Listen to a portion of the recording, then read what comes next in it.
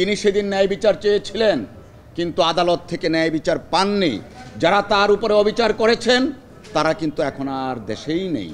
মূল কথাটা আমরা যেটা সবসময় বলে আসছি যে ন্যায় বিচার প্রতিষ্ঠিত হলে, আইনের শাসন প্রতিষ্ঠিত হলে দেশনেত্রী বেগম খালেদা জিয়া ন্যায় বিচার পাবেন।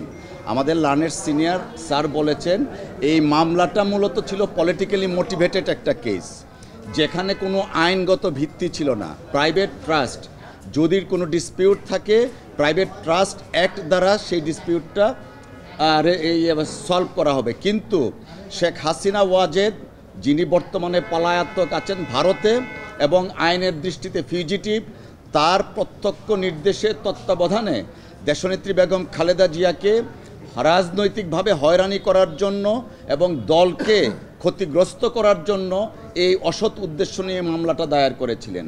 দেশনেত্রী বেগম খালেদা জিয়াকে যখন পরীক্ষা করা হয়, আইনি ভাষায় যেটা বলা হয় 342 যখন দেন, তখন তিনি বলেছিলেন এই মামলায় আমি নির্দোষ। অনেক বড় একটা লিখিত তিনি বক্তব্য দিয়েছিলেন এবং তাও বলেছিলেন যে আল্লাহর পরে বিচারকের স্থান। আজকে যদি আমার উপর অবিচার করা হয়, যারা অবিচার করবে তারাও একদিন বিচারের মুখোমুখি হবেন।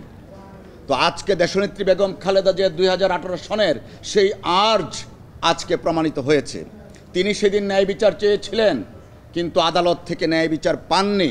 যারা তার উপরে অবিচার করেছেন তারা কিন্তু এখন আর দেশেই নেই।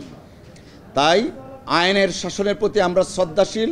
দেশনেত্রী বেগম খালেদা জিয়া আজকের এই শর্ট জাজমেন্ট যেটা বলেছেন মহামান্য আদালত আপিল অ্যালাউ করেছেন, আমরা সন্তুষ্ট এবং ন্যায় বিচার দেশনেত্রী বেগম খালেদা জিয়া পেয়েছেন আজকের এই রায়ের মাধ্যমে।